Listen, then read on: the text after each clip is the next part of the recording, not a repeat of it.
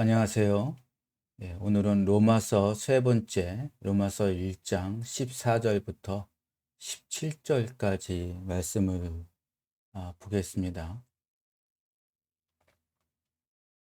오늘은 좀 짧으니까 읽어볼까요? 아, 톰 라이트의 에브리원 성경으로 읽어보겠습니다. 나는 그리스, 그리스인이나 야만인이나 지혜 있는 사람이나 어리석은 사람에게 다 빚진 자입니다.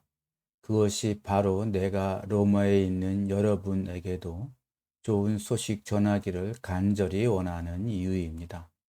내가 좋은 소식을 부끄러워하지 않는 것은 이는 모든 믿는 사람들에게 구원을 주시는 하나님의 능력이기 때문입니다. 먼저는 유대인에게 주시되 또한 그리스인에게도 동등하게 주십니다. 여기서 이 그리스인은 헬라인이라고 우리 성경에는 번역했습니다. 17절 굉장히 중요한 구절이죠. 이는 좋은 소식에는 하나님의 언약적 정의가 나타나서 신실함에서 신실함에 이르기 때문입니다. 성경에 기록된 대로 의인은 믿음으로 말미암아 살 것이다 함과 같습니다.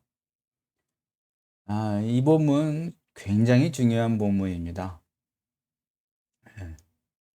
톰 라이트가 로마서를 이야기할 때마다 이 본문의 중요성을 아주 강조하고 또 강조하죠. 특별히 16절과 17절이 그렇습니다. 바울은 그의 글을 읽을 때 어, 그 설계도를 떠올리게 하는 본문이 여럿이 있다고 합니다. 로마서 1장 16절에서 17절까지가 그런 본문이고, 우리가 앞에서 보았던 로마서 1장 1절부터 7절도 그런 본문 중 하나일 것입니다.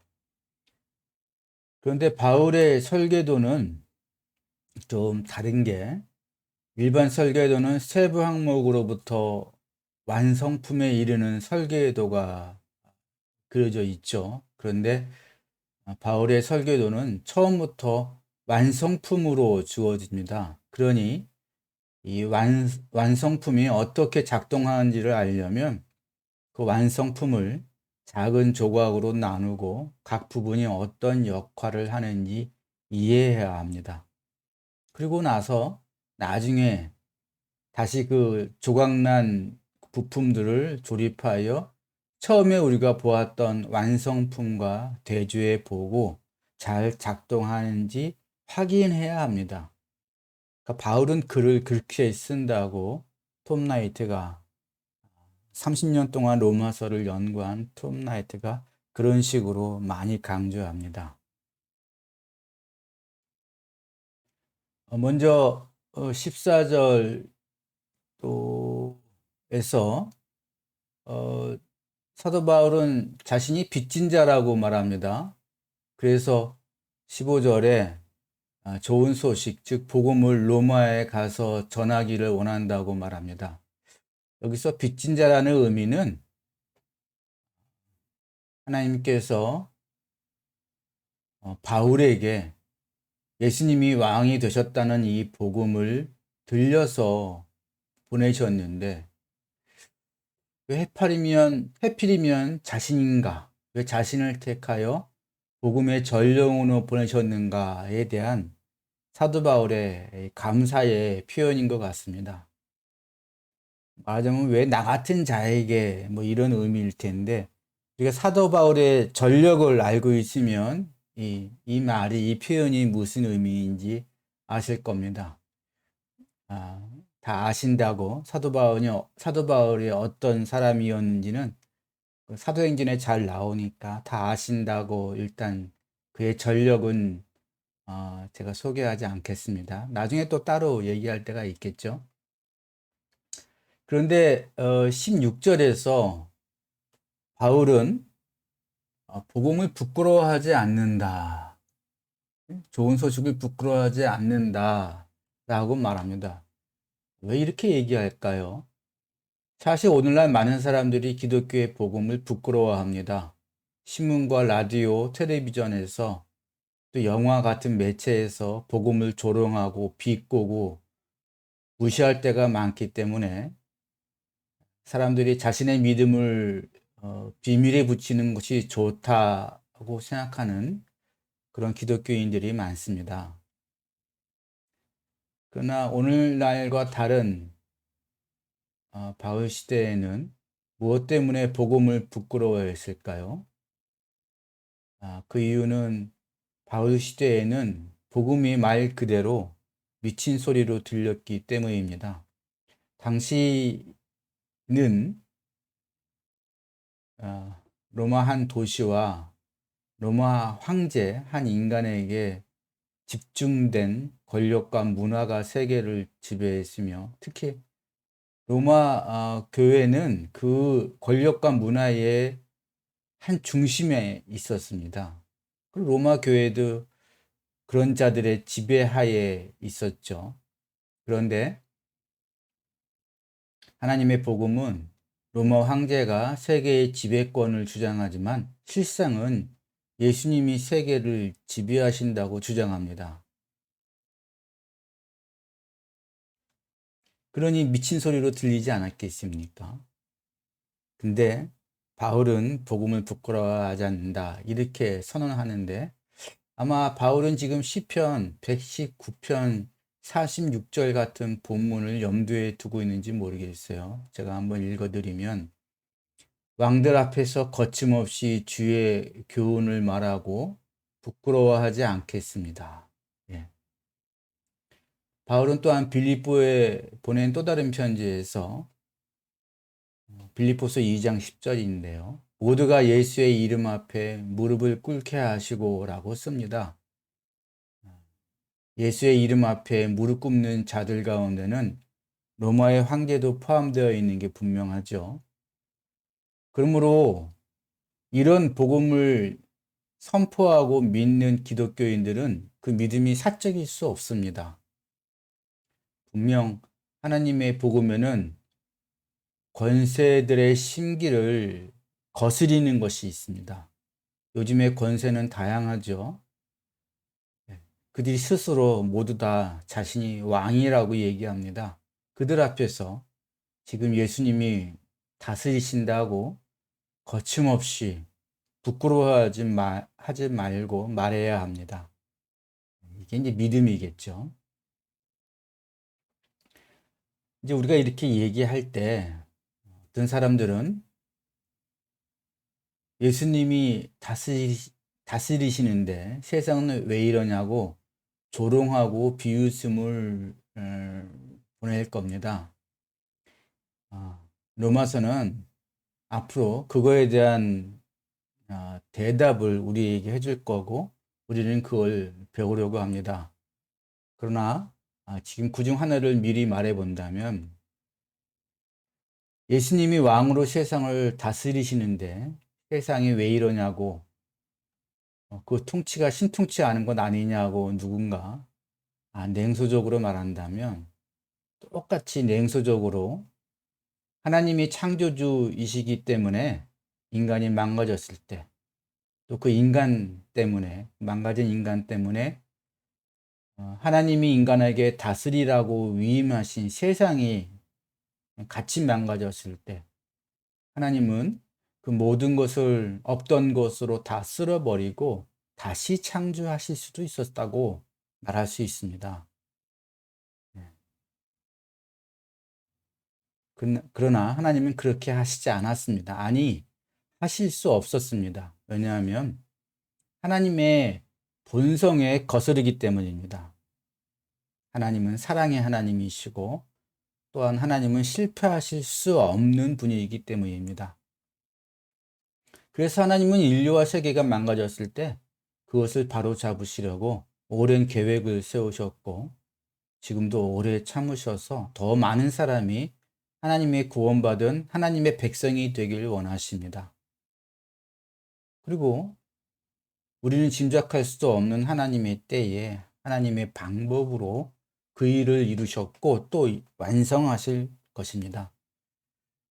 우리가 오해하면 안 되는 것이 있습니다. 하나님의 시간과 하나님의 공간을 우리 인간의 시간과 공간 감각에 맞추면 늘 문제가 터지고 오류가 생깁니다. 하나님의 시간은 우리의 시간을 관통합니다. 하나님의 공간은 우리의 공간과 아주 신비롭게 겹쳐 있지만 우리는 그것을 알아챌 수 없습니다. 우리 인간이 하나님 앞에서 겸손할 수 있었다면 지금처럼 모든 것을 다 망가뜨리며 타락하지도 않았겠죠. 우리는 하나님 앞에서 겸손해야 합니다. 계속해서 14절에 사도 바울은 헬라인, 그리스인과 야만인을 구분하고 또 16절에서는요, 유대인과 역시 헬라인, 그리스인을 구분합니다. 로마인보다 수백 년 앞서 세계를 지배했던 헬라인은 세계를 헬라인과 나머지로 양분했습니다. 그들은 나머지를 야만인으로 불렀죠. 또 유대인은 세계를 유대인과 나머지로 양분했습니다. 그들은 나머지 사람들을 때로는 민족들로, 때로는 이방인들로, 그리고 때로는 헬라인으로 불렀습니다. 그러므로 유대인들에게 헬라인이라는 말은 이방인이라는 말과 동의합니다. 근데 바울은 유대교의 성경과 전통의 뿌리를 둔 복음이 유대인과 헬라인의 구분을 없애서 한 분 하나님의 구원하시는 사랑과 능력이 하나님의 좋은 소식, 즉 복음을 믿는 모든 사람에게 동등하게 효력을 발생한다고 말합니다. 그런데 이 복음은요, 전에도 말했듯이 율법으로부터 자유롭고 싶고 특별히 유대인들의 그 전통과 행태를 싫어하는 이방인들에게는 꺼려지는 것이고 또 율법을 고수하는 유대인들에게도 받아들여지기 어려운 것입니다. 실제로 바울은 양쪽으로부터 공격을 받았습니다. 그래서 이 편지에 이 로마서에서 바울은 그것을 해결하고 앞으로 논의를 전개시키면서 복음의 핵심이 무엇인지를 올바르게 이해시키고자 하는 겁니다. 이제 드디어 16절과 17절을 볼 때가 되었는데요. 16절에서 먼저 하나님의 좋은 소식에는 하나님의 능력이 나타난다, 이렇게 얘기합니다.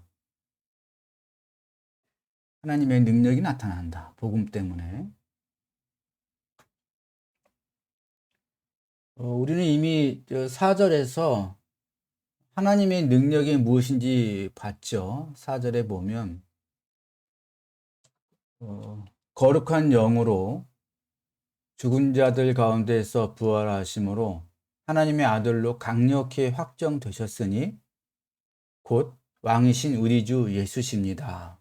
이게 이미 하나님의 능력이 나타난 건데 여기 또 다른 하나님의 능력이 있다라고 지금 이야기하는 겁니다.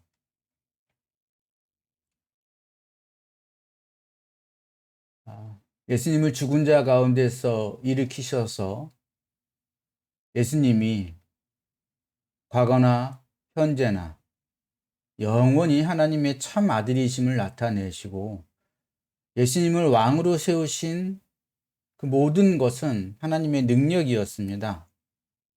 그런데 이 복음을 이제 선포하면 예수님이 주다, 예수님이 왕이다 라고 이 복음을 선포하면 어디서든지 또 다른 하나님의 능력이 나타난다는 것입니다. 바울은 여러 해 동안 이런 복음을 선포하면서 이 사실을 발견했습니다. 누구든지 예수님을 십자가에 달리시고 부활하신 세상의 주로 공포하면 어떤 일이 일어난다는 겁니다. 그게 무엇인가 좀 설명하자면요. 예수님이 죽으셨다가 다시 사셨을 때 탄생한 새로운 세계, 예수님이 왕이 되신, 예수님이 다스리시는 하나님의 나라, 새로운 세계가 이제 그 복음이 공포되어질 때는 듣는 모든 이들의 마음과 생각, 삶의 방식을 뒤집어 엎고 이 새로운 세계가 그들의 삶을 덮어서 그들의 삶 가운데 새로운 생명이 솟아나는 겁니다. 모든 사람에게, 그러니까 이 복음을 듣는 모든 사람에게 이 일이 일어나지 않는다 할지라도 최소한 일부라도 그런 일은 반드시 일어납니다. 항상 일어납니다. 이것은 신비이죠. 그래서 톰 라이트는 이것을 이제 매직이라고 표현합니다. 바로 이것이 하나님의 아들에 대한 신실한 선포를 통해 역사하시는 하나님의 능력입니다. 그리고 그 결과는 구원이죠. 이때 구원은 아주 익숙한 단어라서 우리는 그 의미를 잘 안다고 쉽게 생각하며 또 구원을 또 당연시할 수도 있는데요. 이때 그 일반적인 구원이라는 말을 접할 때 우리는 보통 죽어서 하늘나라에 가는 것이라고 생각하는 경향이 있습니다. 그러나 신약 전체에서도 그렇지만 특히 바울은 좀처럼 그렇게 말하는 법이 없습니다. 톰 라이트는 이 구원에 대한 이 오류, 오해, 구원 그러면 죽어서 하늘나라에 간다 라는 생각은 성경에 나타나 있는 구원의 관념이 아니라고 여러 가지 방법으로 또 많은 책에서 강조하고 또 강조합니다. 성경은 정확하게 구원이란 우리 모두가 종국에는 육체가 없는 영의 상태로 하늘에 있을 것이라는 의미가 아니고 하나님이 이 모든 창조 세계를 타락과 부패에서 구출하실 것이다 라는 의미로 말합니다. 즉 다시 말하면 하나님이 자신의 모든 백성에게 예수님의 그 부활하신 몸과 같은 새로운 몸을 주심으로써 하나님의 백성은 종국에 모두 예수님의 몸과 같은 그 몸으로 부활하여 그들이 하나님의 새로운 세계에서 영광스럽게 사는 것, 그것을 구원이라고 성경은 얘기합니다. 이 놀라운 비전, 이 놀라운 구원의 상태가 어떻게 가능하냐면 하나님이 아까도 말씀드렸지만 자신의 모든 백성을 죽음에서 구출하셔서 예수님의 몸과 같은 부활의 몸을 주실 것이기 때문입니다. 죽음은 예수님의 부활로 완전히 패배했습니다. 더 이상 힘을 쓸 수가 없습니다. 그러므로 예수님이 죽은 자 가운데서 부활하심으로 왕이 되신 것을 믿는 자에게는 죽음에서 오는 타락과 부패가 주관할 수가 없습니다. 이것을 이해시키는 게 로마서의 가장 중요한 목표입니다. 이것은 8장을 한 번만 훑어보아도 확인할 수 있는 사실입니다. 8장까지 로마서가 사도 바울의 논의에 의해서 논의를 점차 이렇게 전주해 나갈 때 그 목표는 바로 지금까지 제가 말씀드렸던 이 새로운 세상에서 새로운 몸으로 부활한 하나님의 백성이 영원히 다스리시는 것, 이게 구원이라는 겁니다. 이 세상은 없어지는 것이 아니고 이 세상은 하나님께서 새롭게 완전히 만드심으로 새 창조, 새롭게 재창조하심으로 그 완벽한 그 세상에서 부활한 하나님의 백성이 예수 그리스도의 몸과 같은 몸으로 부활체를 입고 이 세상에서, 새로워진 세상에서 다스리는 것, 이게 구원의 본래의 의미입니다. 아마 이 얘기를 듣고 놀라시는 분이 많을 텐데, 이거는 톰 라이티의 주장이 아니고 이미 학계에서 이제 다 받아들여지고 있는 그러한 정확한 구원에 대한 본래의 의미입니다. 그런데 아직은 아니죠. 이 구원의 완전한 영광은 미래에 나타날 것입니다. 그렇지만 바울은 자주 말하기를 이 구원이 단지 미래의 일만은 아님을 분명히 밝히죠. 구원은 현재에도 사람들을 죄의 상태에서 구원하고 구출하고 하나님의 백성을 괴로움과 박해에서 구출합니다. 구원은 미래의 소망인 동시에 현재의 실제입니다. 따라서 이 구원이 사람들의 삶으로 들어오면 매 순간 구원이 진행되고 있는 것입니다.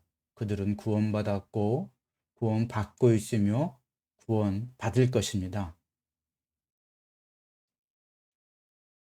물론 이 구원은 믿는 사람들을 위한 것입니다. 다시 한번 생각해 볼까요? 믿는다는 것은 무엇을 믿는 것입니까? 그럴 때 무엇을 믿느냐라고 물어보면 반복할 수밖에 없는데, 복음에 대한 강조는 아무리 반복해도 부족하죠. 무엇을 믿는 겁니까? 우리는 복음의 메시지, 즉 십자가에 달리시고 부활하신 예수님이 세상의 주님이심을 믿어야 합니다. 그런데 예수님이 죽은 자 가운데에서 부활하셔서 세상의 주인이 된 이 사건은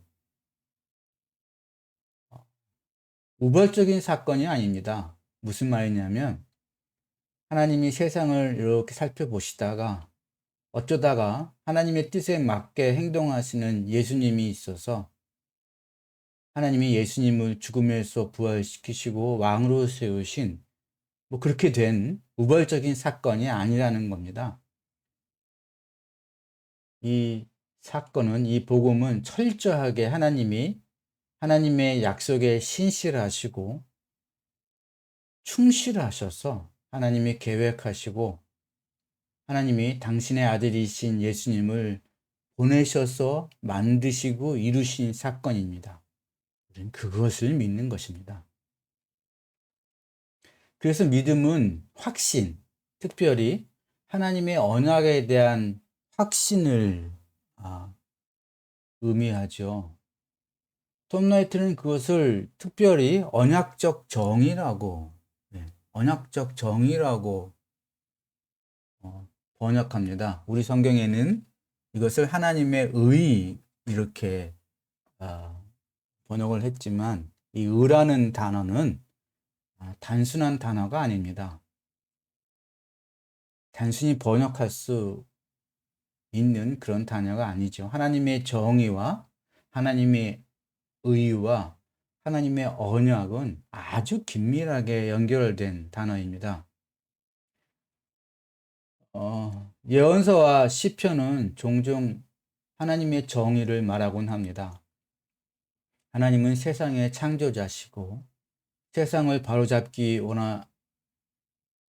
원하신다면, 그리고 지금도 통치하신다면 어째서 악한 일이 일어나는가? 예언서와 시편은 이런 식으로 부르짖습니다. 다시 말해 볼까요?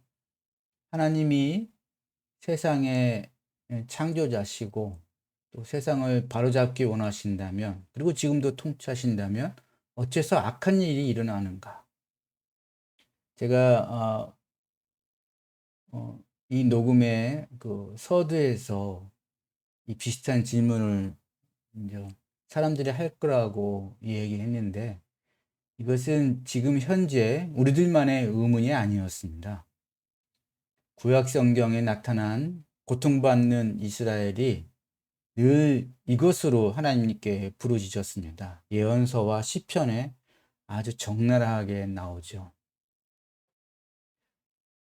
하나님은 이런 악한 세계에 대해서 어떻게 대처하실 것인지 예언자들과 시편 저자들은 기도하며 물었습니다.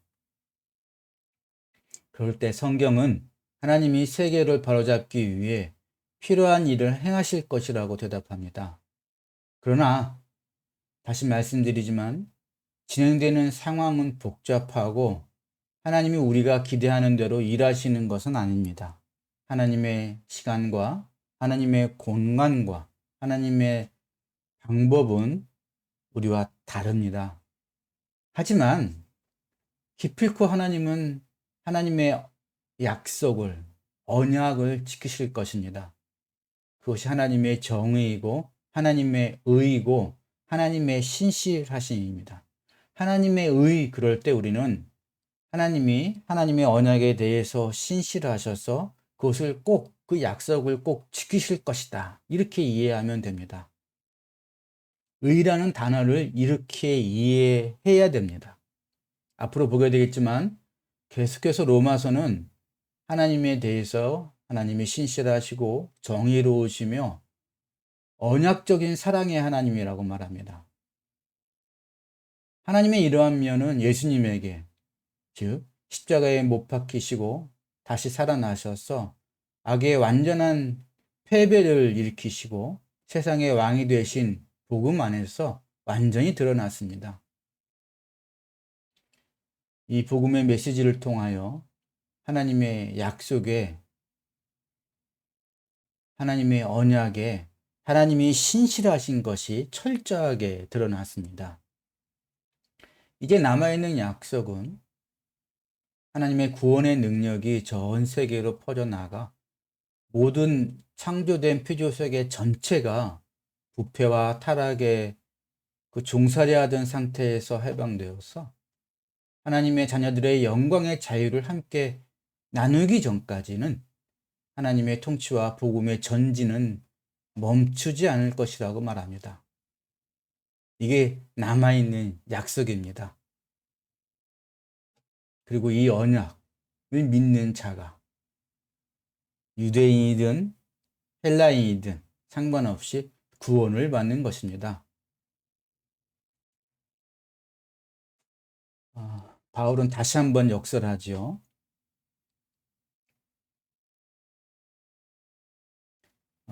하나님의 언약적 정의, 곧 예수 안에서 드러난 하나님의 옛 언약에 대한 하나님의 신실하심의 유익을 누리려면 우리에게 믿음이 필요하다, 이렇게 말합니다. 하나님이 하나님의 언약에, 하나님의 약속에 그렇게 신실하셨다면 우리 역시도 신실하게 믿음과 확신으로 반응해야 합니다. 그래서 바울은 이 가뜩이나 어려운 16절, 17절, 그냥 온갖 개념으로 가득 차 있는 이 압축된 두 절에서 이 믿음에 대해서 두 번이나 강조하는 겁니다. 그것이 얼마나 중요한지를 말해주는 증거이지요. 16절에 내가 좋은 소식을 부끄러워하지 않는 것은 모든 믿는 사람에게 구원을 주시는 하나님의 능력이 나타나기 때문이다. 그리고 이는 좋은 소식에는 하나님의 언약적 정의가 나타나서 신실함에서 신실함에 이르기 때문인데, 성경에 기록된 대로 의인은 믿음으로 말미암아 살 것이다, 이렇게 믿음에 대한 강조가 아주 압축된 개념, 하나님의 의, 신실함, 이런 것과 아주 맞물려서 믿음이 강조되고 있는 겁니다. 믿음이 얼마나 중요한지를 설명해 주고 있는 것이죠. 하나님은 자신의 목적과 약속에 신실하셨습니다.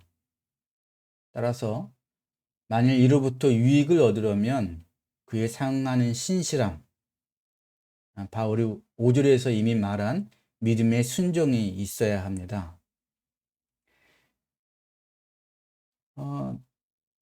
바울은 이 믿음이 무엇인지를 구체적으로 보여주기 위해서 하박국 예언자의 핵심 구절 2장 4절을 인용하지요. 하박국을 보면 하박국 전체 내용이 뭐냐면 도처에 끔찍한 사건들이 일어나고 있었고 그에 따라 하나님의 언약적 신실하심, 하나님이 자기 백성에게 과연 충실하신가라는 의문이 제기되는 상황이었습니다. 그런데 그런 상황에서 요구되는 것이 바로 믿음이었다는 겁니다. 하박국 2장 3절 4절을 제가 한번 읽어드리면 이 묵시는 정한 때가 있나니 그 종말이 속히 이르겠고 결코 거짓되지 아니하리라. 비록 더딜지라도 기다리라. 지체되지 않고 반드시 응하리라. 보라, 그의 마음은 교만하며 그 속에서 정직하지 못하나 의인은 그의 믿음으로 말미암아 살리라. 이방 나라들의 사악함, 당시 이스라엘의 상태를 말하는 겁니다. 이방 나라들이 이스라엘을 침공하고 핍박하고 포로로 잡아가고 또 엄청난 사람들을 죽이고 이방 나라들의 사악함, 하나님을 모르는 이방 나라들의 여전히 승승장구하며 그 폭력을 행사할 때 하나님의 백성인 이스라엘에 그 고통 가운데 이스라엘은 부르짖는데 게다가 이스라엘 내부의 타락도 심해서 하나님의 백성은 외적으로나 내적으로 고통받고 있었습니다. 신실한 사람들은 하나님이 그들을 심판해 주시기를 바라지만 하나님은 기다리라고만 말씀하십니다. 그러니 어찌 괴롭지 않겠습니까? 어찌 인간적으로 의심이 가지 않겠습니까? 그렇게 하나님의 신실하심이 시험을 받는 상황에서 그럼에도 불구하고 진정한 하나님의 백성이라면 그들의 믿음에 의해서 하나님의 백성은 구분되었고 그들의 믿음이 결국은 그들에게 생명을 주고 그들은 그 믿음으로 생명을 찾을 것이다. 이렇게 하박국서는 얘기하고 있는 겁니다. 그것이 의인은 믿음으로 말미암아 살 것이다 라고 얘기하는 것이죠. 하나님이 심판하시고 모든 것을 결국 바로 잡으실 텐데 그것은 오직 하나님의 언약의 신실하심으로 하나님의 신적인 신실함을 근간으로 해서 이루어질 것입니다. 하나님의 때에 하나님의 방법으로. 그럴 때 우리가 하나님의 때와 하나님의 방법을 이해하지 못하더라도 하나님이 결국은 하나님의 언약적 신실하심으로 결국 모든 것을 바로 잡으실 것을 믿고 그 하나님의 신실하심에 유일한 인간의 반응은 적합한 반응은 믿음입니다. 그 역시 신실하게 믿어야 합니다. 그래서 신실함에서 신실함에 이르는 겁니다.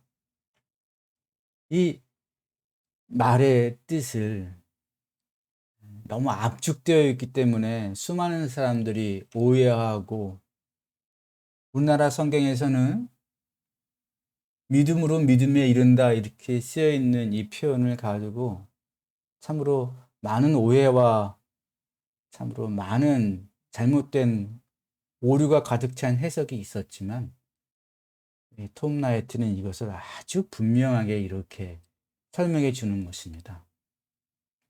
다시 한번 요것만 말씀드리고 마무리하겠습니다.